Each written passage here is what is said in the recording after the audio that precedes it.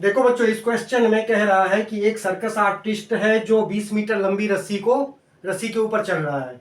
Clear? वो रस्सी जो है टाइटली स्ट्रेच है एक पोल से, और दूसरा एंड उसका धरती पर है। तो ऐसे होता है ना, थोड़ा सा वो टाइटली चढ़ रहा है, रस्सी की लंबाई 20 मीटर है, तो इस पोल की ऊंचाई कितनी होगी? देखो बड़े प्रेम से हम लिखेंगे क्या, ये पोल की ऊंचाई है, ये हमने रस्सी की लंबाई 20 मीटर रखा है, यहाँ धरती पे बंधा हुआ है, इस पोल के टॉप पे बंधा हुआ है, बीसी को अर्थ सरफेस मान लेंगे, कोई प्रॉब्लम नहीं ना। लेकिन ये सब लिखना पड़ता है बेटा। सबसे पहले आपको इस फिगर को एक्सप्लेन करना पड़ेगा। फिगर को कैसे एक्सप्लेन करेंगे? आप लिखेंगे let BC is the earth surface, AC is a 20 metre long rope. Correct? इतना आप बता देंगे तो फटाक से देखो, यहां पर ये हमारा हाइपोटेनियस बन गया, और ये पूछा है तो ये परपेंडिकुलर है, तो परपेंडिकुलर हाइपोटेनियस का फॉर्मूला साइन थीटा होता है। तो आप बड़े प्रेम से लिख दो साइन, और थीटा के जगह पे 30 degree. Sine 30 degree is equal to A B upon यहां पर AC।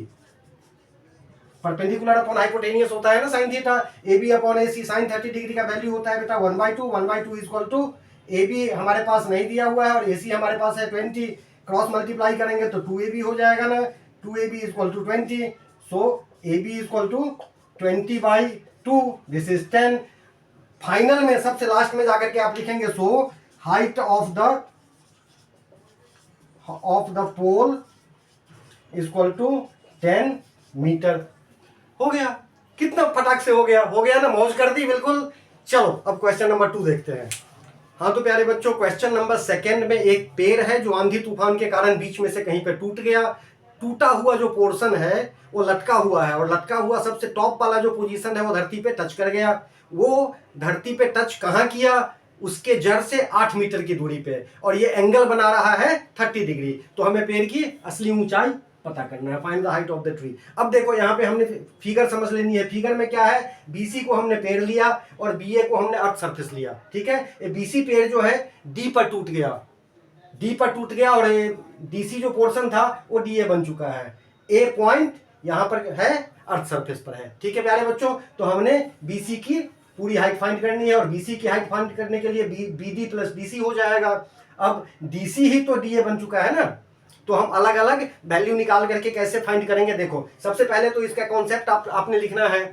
क्लियर? और इसका फिगर को भी आप एक्सप्लेन करना आना चाहिए, सीखना चाहिए। तो सबसे पहले किसी भी तरह के फिगर को जब आप एक्सप्लेन करेंगे तो अर्थ सरफेस के बारे में बेस बता देंगे, मानेंगे let A B is the earth surface. यहां तक कोई प्रॉब्लम नहीं। ए बी को अर्थ सरफेस मान लिया, and BC is the given tree which breaks, जो टूट जाता है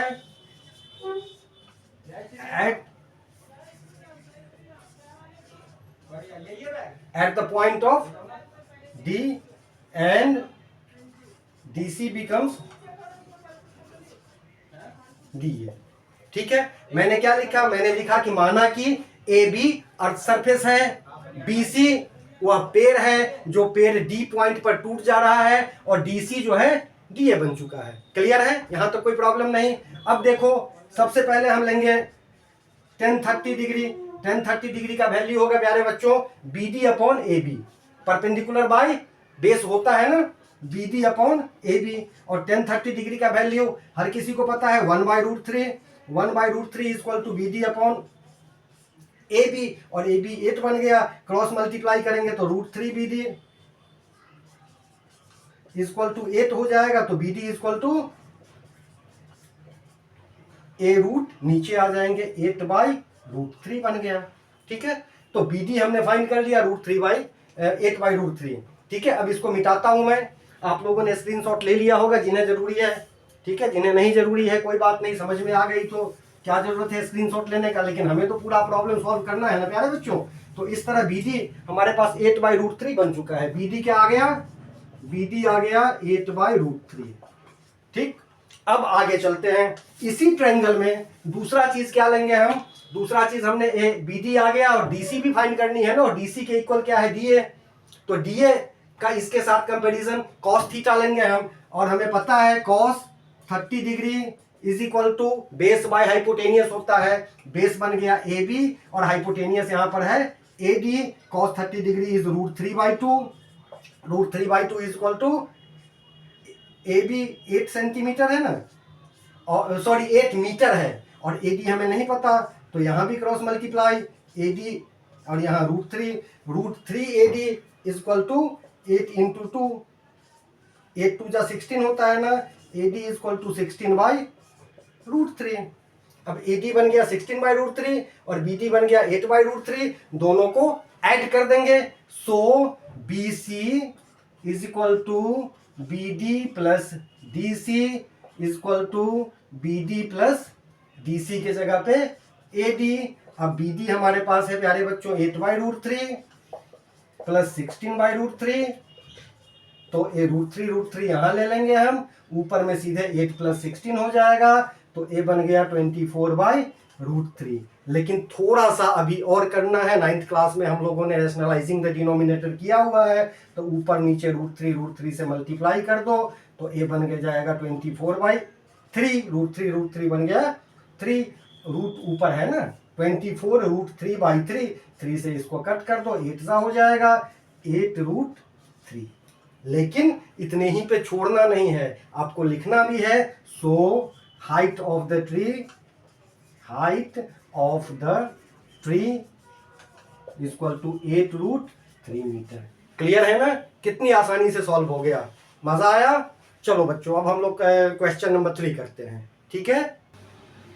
हाँ तो प्यारे बच्चों, आप सबों ने कभी ना कभी अपने जीवन में स्लाइड पे जरूर फिसला होगा, फिसला है ना, तो एक क्वेश्चन उसी स्लाइड से रिलेटेड है, करेक्ट। एक कॉन्ट्रैक्टर है जो किसी पार्क में 2 स्लाइड इंस्टॉल करने के बारे में सोच रहा है। एक स्लाइड तो बहुत छोटे बच्चों के लिए, उस स्लाइड में बताया है 30 डिग्री के एंगल पे स्लाइड होगा और उसकी हाइट 1.5 मीटर होगी, और दूसरा स्लाइड उन्होंने बड़े बच्चों के लिए, बच्चे तो है लेकिन बड़े बच्चे हैं, तो उनके लिए 60 डिग्री का एंगल उन्होंने बताया है और 3 मीटर की हाइट पे वो स्लाइड होगा, करेक्ट।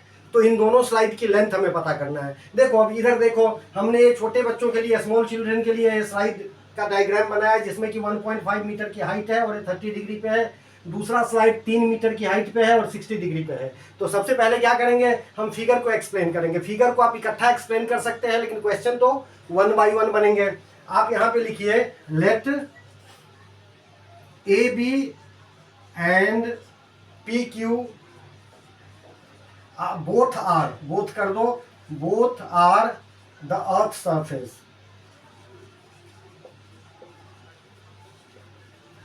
करेक्ट। अब AC is a slide for small children,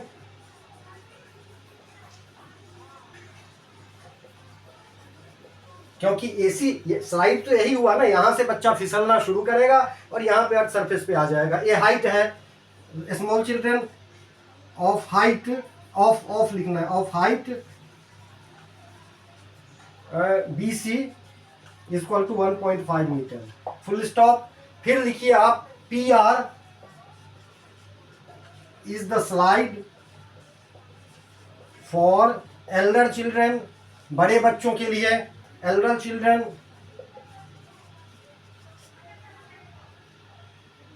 of height, यहां पर हाइट क्या है प्यारे बच्चों, QR है ना, तो of height QR equal to 3 metre, correct. इतना लिख देना है सबसे पहले, आप चाहो तो नोट कर लो इसको, इतना लिख देना है।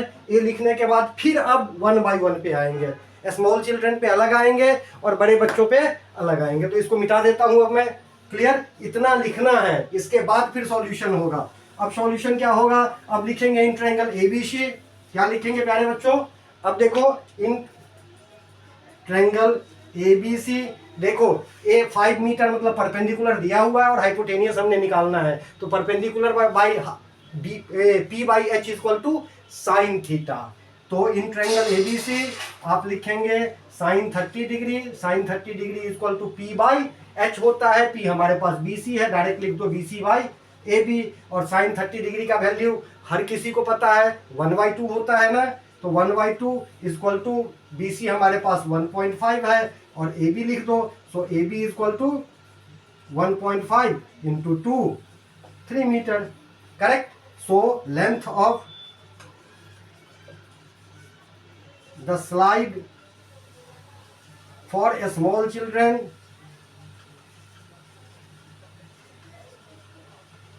Three metre. ये पहला आंसर मिल गया हमें, ठीक है। अब दूसरा आंसर फिर इसी तरह मैं यहाँ लाइन खींच देता हूँ, लिखिए इन, आप इसके नीचे लिखेंगे दूसरा आंसर, ठीक है बच्चों। अब लिखिए in triangle P Q R, यहाँ भी वही साइन 60 डिग्री इक्वल टू, अब यहाँ पे बन जाएगा बेटा Q R upon P R, और साइन 60 डिग्री का वैल्यू √3/2, करेक्ट। तो लिखेंगे √3/2, √3/2 इक्वल टू 3/पी आर, क्लियर। तो √3 PR इक्वल टू 3 2 6 बन जाता है ना यहाँ पर। अब ये बन गया 6, तो PR इक्वल टू 6/√3, वही सेम चीज है, रेशनलाइजिंग द डिनोमिनेटर, √3 से मल्टीप्लाई कर दो तो ये बन जाएगा 6√3/3, इसको कट कर देंगे तो 2 बन गया 2√3। आगे फिर वही एक स्टेप और लिखना है। सो length of slide for elder children, length of slide for elder children 2√3 हुआ है ना मेरे बच्चों, हाँ 2√3 मीटर आंसर। ये दोनों आंसर के बाद ये क्वेश्चन क्लियर हो गया। तो कितनी आसानी से सॉल्व हो रहा है ना दोनों क्वेश्चन, कहीं कोई डिफिकल्टी है नहीं इस वीडियो में बेटा, बस यही 3 क्वेश्चंस। क्वेश्चन नंबर 4 से हम लोग अगली वीडियो में करेंगे। आप लोग प्रयास भी कर सकते हैं कि हो सकता है अगला क्वेश्चन बन जाए, क्योंकि अब साइन कॉस का सिस्टम अगले क्वेश्चन में नहीं है, अगले क्वेश्चन में tan थीटा से शुरू है, ठीक है प्यारे बच्चों। मिलते हैं फिर अगले वीडियो में, तब तक के लिए जय हिंद, जय भारत, वंदे मातरम।